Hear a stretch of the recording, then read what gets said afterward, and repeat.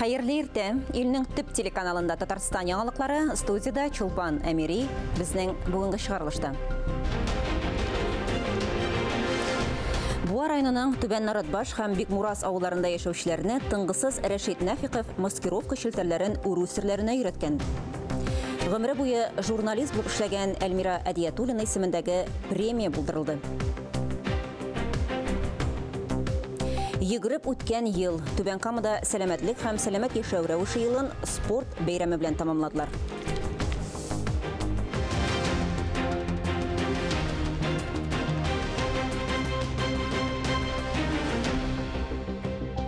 Меңдә 24 ел башындагы кебек салкыннар инде ширек гасыр күзәтелмәгән. Алдагы көннәрдә көтелгән җылылык та кыска вакытлыгына булыр ди синоптиклар. Бүген 11 гыйнварда бераз җылыта һәм һава температурасы 13 градус салкынны тәшкил итә. Җомга көнне 16 градус салкын булуы көтелә, әмма бу озак дәвам итми һәм ял көннәрендә янә суыта. Метеорологлар искәрткәнчә, салкыннардан тыш явым-төшем буенча да аномалия күзәтелә. Беренче декадада кар катламының биеклеге нормадан 8 сантиметрга узып, 39 сантиметрга җиткән. Россиядә тридемия тарала, ягъни ул бер үк вакытта грипп, коронавирус һәм салкын тию дигән сүз. Эш ширнең дә симптомнары бик охшаш. Шуңа күрә төгәл диагноз кую да шактый авыр. Шул ук вакытта пандемия башлангычындагы кебек ул куркыныч тудырмый. Табиблар үз-үзеңне дәвалаудан тыйлырга чакыра, иң яхшы профилактика гигиена чараларын үтәү, битлек киеп йөрү, авыруларның кимүе февраль аеннан да иртәрәк булмас ди белгечләр. Республикада хәзерге вакытта хәл тотырлыклы. Узган каникул вакытында Роспотребнадзор идарәсе республика буенча хәтта авыручылар саны кимүне дә теркәгән. 13 гыйнвардан 31-нә кадәр яңа ел чыршыларын әрәм итмичә эшкәртүгә кабул итә башлыйлар. Кабул итү пункты Башкалабызның Җиңү проспектындагы 141 йорт адресы буенча сәүдә үзәгендә урнаша. Чыршыларны уенчыкларсыз китерү сорала. Башка темаларга. Махсус хәрби операция башланганнан бирле барлык республика халкы бердәм булып хәрбиләргә булдыра алганча ярдәм итү усулларын эзли башлады. Бу изге эштән өлкән буын яшьләр, балалар да читтә калмады. Бүген дә әлеге игелекле эш дәвам итә. Әйтик, Буа районының Түбән Наратбаш һәм Бикмурас авылларында яшәүчеләр маскировка шелтәрләре үреп җибәрәләр. Игелекле эшне районда яшәүче Рәшит Нәфиқов башлап җибәрә һәм авыл халкында җәлеп итә. Теманы Буадагы хәбәрчебез Рөстәм Әхмәдуллин дәвам итә. Узак еллар Буа машина төзү заводында эшләп, рационализаторлык идеялары белән танылган пенсионер Рәшит абый телевизордан махсус хәрби операция хәлләре белән таныша-таныша авылдашларга яңа идея белән чыган. Җептән һәм простынялардан маскировкалау шелтәре үрергә дип, әҗәтмә үрү кебек четерекле һәм авыр үрши торган бу эшне үзе ул яшьтән үзләштергән булган. Утадагы берәр җибене алып, тагын 2 җипне бергә үзел ясыйбыз. Менә шулай. И, пожалуйста, 1 квадрат чыкты, сетканың 1 квадраты. Маскировкалау җәтмәсенең озынлыгы 5, иңе 3 метр, иң тырышканда да 1 сәгатькә ярты квадрат метр үреп була. Бер япкыч әзерләргә 30 сәгатьләп вакыт китә. Рәшит Нәфиқов шелтәр үрергә иң элек мәчеткә йөрүче өлкәннәрне өйрәтә, аннары мәктәп укучыларын. Мы после уроков или на уроках технологии собираемся вместе. Моннан тыш авыл халкы үзара җыелышып, махсус хәрби операцияләргә кирәк ярак алу өчен 146 мең сум акчалата ярдәм күрсәткәннәр. Хатын-кызлар тукмачлар кисеп китергәннәр. Монардан тыш инде азык-төлек, тирләйберләр бик күбәеп җибәрдек без. 2 машина тукталды. Авылдашлар беренче партия маскировкалаучы шелтәрләрне инде СВОга озатканнар. Хәзер тагын бер кат җибәрергә әзерлиләр. Рөстәм Әхмәдуллин, Илнур Кадыров, Татарстан яңалыклары. Ватаныбыз язмышына битараф булмаган кыюлык, батырлык күрсәтергә, ватаныбызны якларга әзер булучыларны батыр контракт хезмәтенә кабул итү үзәгендә көтәләр. Ул бер тәрәзә принципы буенча эшли. Исегезгә төшерәбез, контракт төзегәндә бер тапкыр түләнә торган акча күләме 195 мең сум, махсус операция зонасында булганда ай саен 204 мең сумнан башлап түләү каралган. Илебезнең барлык шәһәрләрендә Россия президентын сайлауда хәзерге дәүләт башлыгы Владимир Путин кандидатурасын хуплап имза җыю дәвам итә. Сайлаулар быел март аенда үтә. Чаллыда әлег эш ничек уза? Бу турыда алдагы язмада. В любом месте нужно выражать свою волю. Мондай очракларда битараф булырга ярамый. Чөнки бу бик җитди мәсьәлә. Без бит дәүләт башлыгын сайлауда катнашырга тиеш. За нами, за нашими голосами будущее. Миңа калса, һәрбер кеше тавыш бирергә тиеш. Бу бик җитди тема. Барысы да чын күңелдән булырга тиеш. Бу һәркемнең үз ихтыяры. В выборах участвую всегда. Сайлауларда һәр вакыт катнашып киләм. Миңа калса, бөтен кеше дә шулай эшләргә тиеш. Бигрәк тә хәзер, чөнки махсус операция барышында безнең айруча бердәм булуыбыз сорала. Сайлап алу пунктына шактый кеше килә. Сораулар булган чакта волонтер ярдәм итә. Биргә 18 яшьтән башлап килә башлыйлар. Без актив рәвештә булачак сайлаулар турында сөйлибез. Халык безнең президент эшчәнлеге, төрле милли программалар, милли проектлар белән якыннан таныш. Чаллы шәһәренең яшьләргә үрнәк күрсәтүче актив гражданлык позициясында торучы кеше буларак, мин әлеге чарадан читтә кала алмадым. Яшьләр үсеше өчен бик күп проектлар бар, төрле чаралар уздырылып тора. Бу барысы да Владимир Владимирович Путин ярдәмендә. Имза кагазында үз фамилияңны, яше урыныңны, номерыңны, паспорт номерын һәм сериясын язарга һәм имза куярга кирәк. Аннары әлеге кагазлар төрле яклап тикшерелә. Татарстаннан беренче җыелган документларны үзәк сайлау штабына җибәрделәр инде. Дина Нәҗмәдинова, Татарстан яңалыклары, Чаллы. Россия президентын сайлауларда Татарстанда мәгълүмат уик проекты тормышка ашырыла. Ягъни бу сайлаучыларга шәхси мәгълүмат бирү системасы һәм шул ук исемдәге мобиль кушымта дигән сүз. Февраль һәм март айларында участок комиссиясе әгъзалары әлеге мобиль кушымтаны куллану вакыты, урыны турында адреслы хәбәр җибәрә. Алар барысы да махсус киемдә һәм тоныклык белән булачак. Әлеге эш сентябрь аенда бердәм тавыш бирү көненә әзерлек кысаларында сайлаучылар белән уңышлы гына узган иде. Ярдәм фонды журналистлар өчен җәмәгать эшлеклесе журналист Әлмира Әдиятуллина исемендәге премия булдырырга ниятли. Танылган журналистның арабыздан китүенә быел 3 ел була. Әлеге бәйге һәм ярдәм фонды эшчәнлеге турында тулырак киләсе язмада. Матбугат очрашуында журналистлар өчен аеруча кызыклы тема. Һәммәсе дә Әлмира Әдиятуллина исемендәге журналистлар бәйгесендә катнашу турында уй-фикер йөртә. Журналистика ветераны соңгы 10 елын ярдәмдә үткәрде. Фонд аның йорты булды. Аның якты истәлеген хөрмәт итеп, үрнәк итеп, ярдәм фонды журналистлар өчен Әдиятуллина премиясын оештырырга булды. 2024 ел Коръән елы дип игълан ителде. Ярдәм фонды хезмәткәрләре күрмәүчеләр өчен Коръән тәфсире бастырып чыгара башлаган. Әмма дәүләт тарафыннан акчалата ярдәм юк, эш айлар буена сузыла. 2023 елда біз Кәләм Шариф деген Құр'анны, ул да булса дин нәзарәт тарафыннан тәрҗемә ителгән, урыс теленә тәрҗемә ителгән Кәләм Шариф дип аталган Құр'анны Брайль шрифтына күчереп бастыра башладык. Һәм инде 24 елда бу Құр'аннарны бастыру санын без арттырырга ниятлибез. Журналистика легендасы Әлмира Әдиятуллинага быел июль айында 86 яшь тулыр иде. Легендар шәхес, журналист буларак та, әдәп, әхлак темасын, патриотизм менә бүгенге көндә бик актуаль әйбер. Шуларны яктырту буенча да Әлмира апа һәр вакытта да башлап юл яручы булды. Әле аны юксыналар, аның эшен дәвам итүче бармы диләр. Менә ярдәм хәйрия фонды шушы исемне яңадан оныттырмас өчен, шушы исемне дәвам иттерер өчен нинди матур конкурс игълан иткән икән, моңа шатланабыз гына. Эшләр татар һәм рус телләрендә кабул ителә. Катнашучыларның дине, милләте, яше буенча чикләүләр юк. Бәйгедә блогерлар да катнаша ала. Мәкалә, сюжет, басмалар 2024 елның март-октябрь айларында кабул ителә. Нәтиҗә декабрь аенда. Бүлек турында нигезләмә ярдәм помощь сайтында һәм Мөслимә гәҗитенең Рамазан аенда чыгачак махсус санында бастыр дип көтелә. Миләүшә Гальфанова, Дамир Мөхәммәтханов, Татарстан яңалыклары. Рамазан айы җитәргә төгәл 2 ай кала Рәҗәб һәм Шәгъбан айлары дәвамында Казан мәчетләрендә халыкны Коръән укырга өйрәтәселәр. Бу хакта Республика дини нәзарәте хәбәр итте. Курсларны иртәгә 12 январьда Казанның 9 мәчетендә һәм Питрәш мөхтәсибәтенең 1 мәчетендә башлап җибәрү ниятләнә. Мәчетләр исемлеге белән тулырак Диния нәзарәте сайтында танышырга мөмкин. Башкала мәчетләрендә барлык теләүчеләр өчен атнасына 2 тапкыр яхшы әзерлекле белгечләр, мөгаллимнәр Коръән укырга өйрәнү дәресләрен алып бара. 2 ай дәвамында гарәп алфавитын, Коръән уку кагыйдәләрен өйрәтү күздә тотыла, курсларны уңышлы тәмамлаучыларга сертификат тапшыру каралган. Казанлылар азык-түлек продукциясының сыйфаты һәм куркынычсызлыгы мәсьәләләре буенча кайнар линияга мөрәҗәгать итә ала. Шәһәр халкы сорауларына Россия кулланучылар күзәтчелегенең республика буенча идарәсе белгечләре җавап бирә. Кайнар линия эше 26 гыйнварга кадәр дәвам итә. Сораулар белән эш көннәрендә иртәнге сәгать 10-нан кичке сәгать 4-кә кадәр 273 34 85 телефоны буенча мөрәҗәгать итәргә мөмкин. Сәламәт тәндә сәламәт акыл ди халык. Көндәлек режим, шәхси гигиена таләпләрен үтәү, саф һавада йөрү, дөрес туклану булар барысы да физик сәламәтлек нигезе.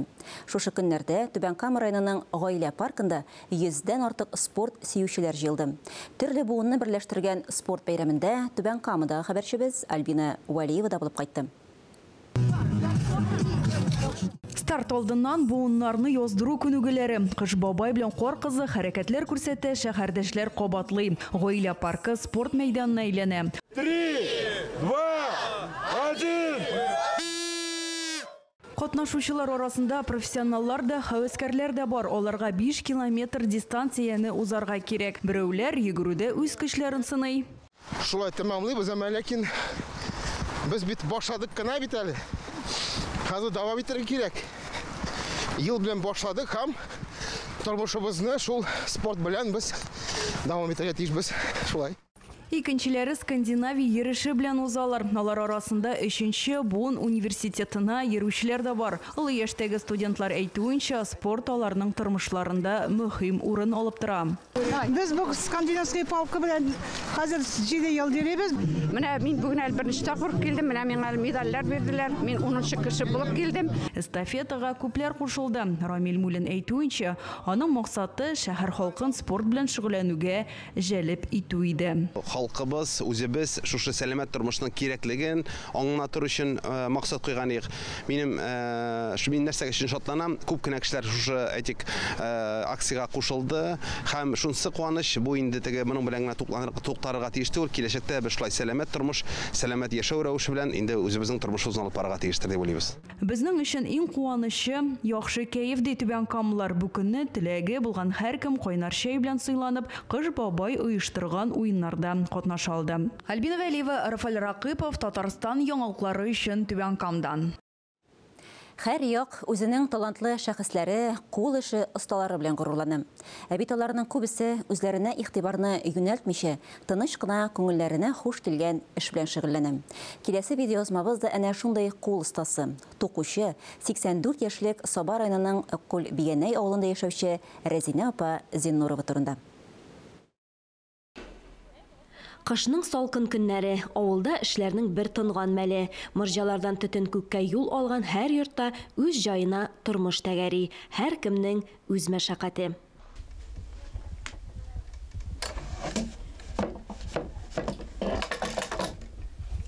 Рәзинә әби Зиннурова кышкы тынлыкны менә шулай үзенең туку станогы тавышлары белән туктатып тора. Бу йортта олы кешенең тынгысыз күңел халәте эш белән басыла. 19-нчы гасыр ахырында туку татарлардагы иң киң таралган кәсепләрнең берсе була. Рәзинә әбинең балачак тормышында менә шушы туку эшләре якты эз калдырган хатирәләр булып яши. Олыгайган көнендә нәсел һөнәрчелеген ул үз кулына алып, аңа яңача сулыш өрә. Кем мала үйләндерә, кем кыз бирә, шуңа бүләк итеп, ашъяулыклар, сөлгеләр аннан суктыра торганнар. Без 5-6 яшьлек балалар булыша торган әбигә.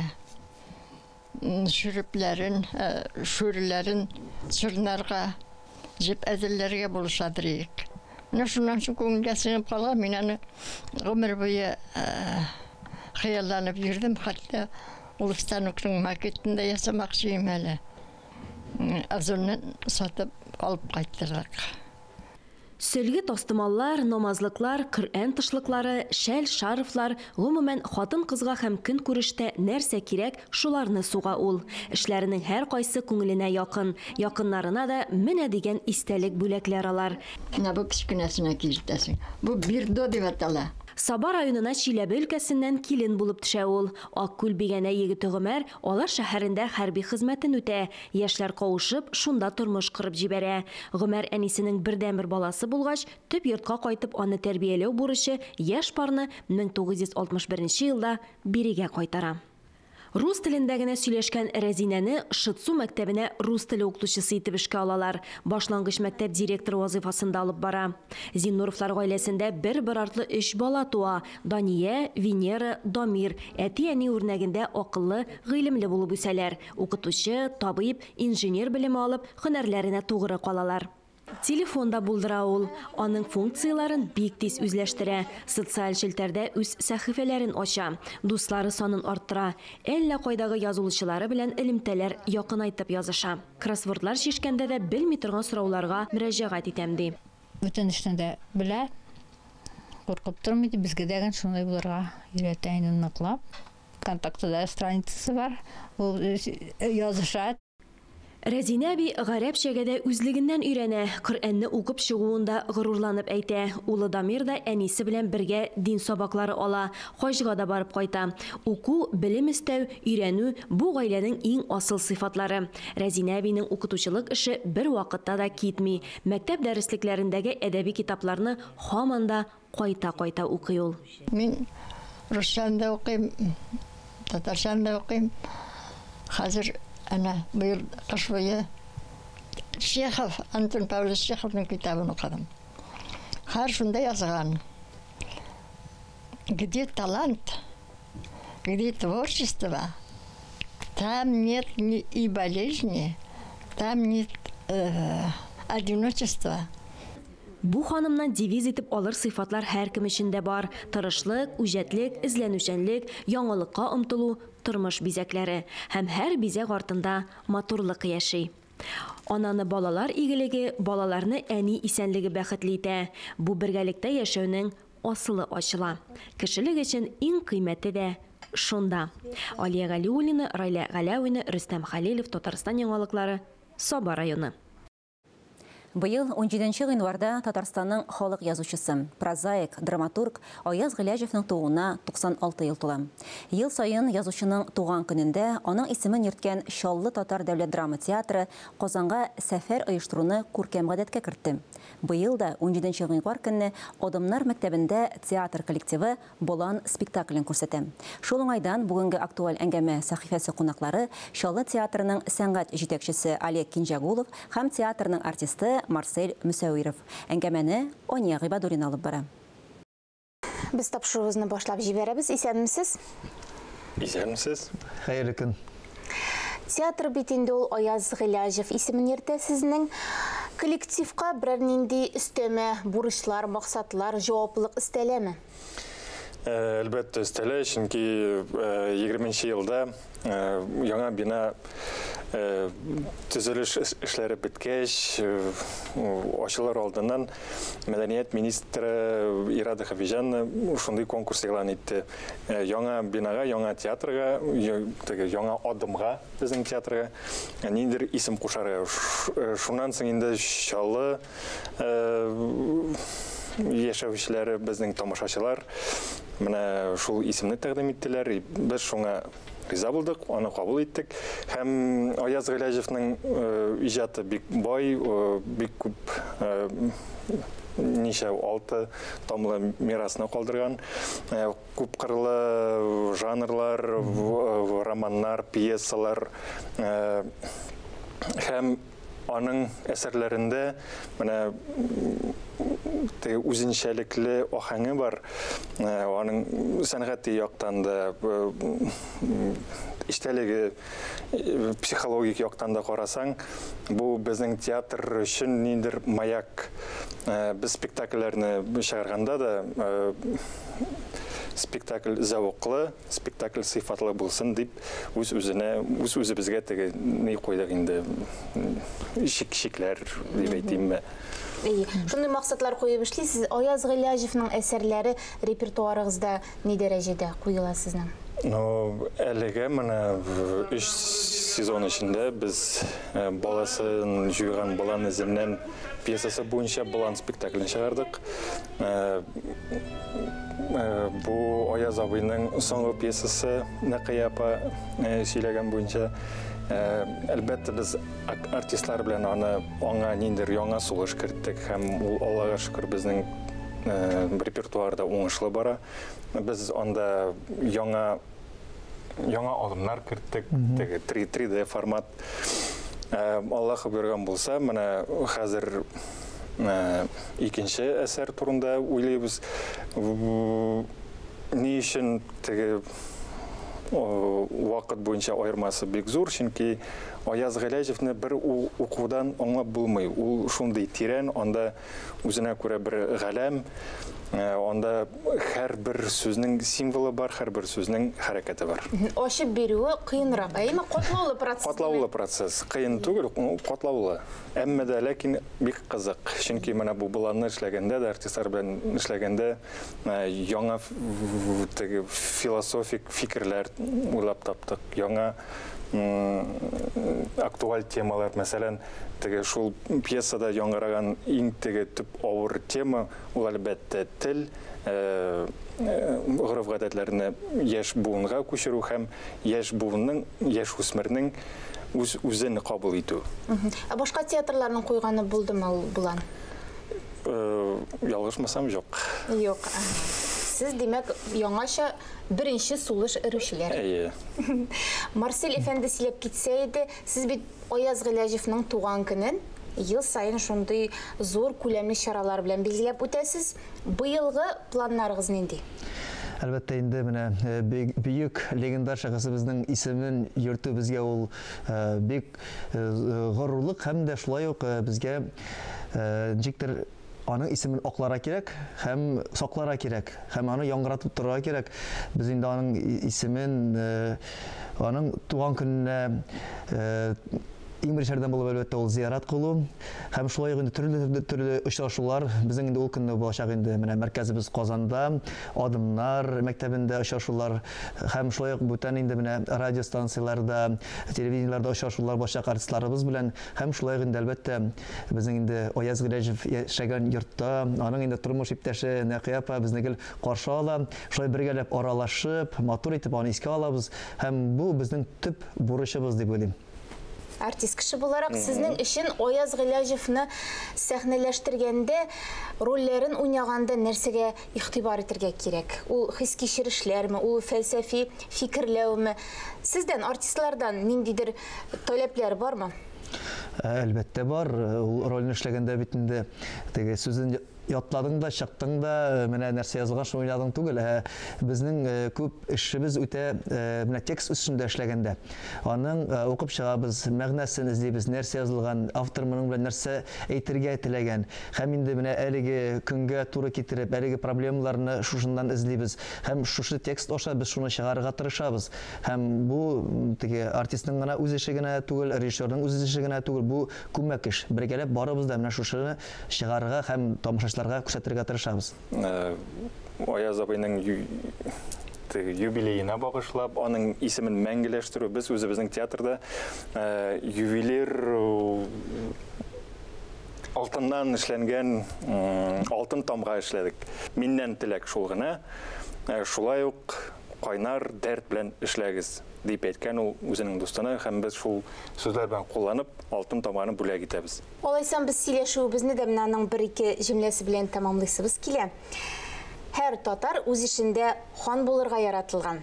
Татар булуың белән мактанма, әмма горурлан дигән ул. Сезгә рәхмәт, эшегездә уңышлар һәм шулай хан буларак нәтиҗәле эшләргә язсын. Хөрмәтле телевизор караучылар, бүгенге яңалыклар чыгарылышы тәмам. Берничә минуттан соң эфирне хәерле көн Татарстан тапшыру дәвам итә. Мин Шулпан Әмири сезгә хәерле имин көннәр теләп бүгенге саубуллашам. Иртәгә 9 тулып 15 минутта очрашырбыз. Игътибарыгыз өчен рәхмәт.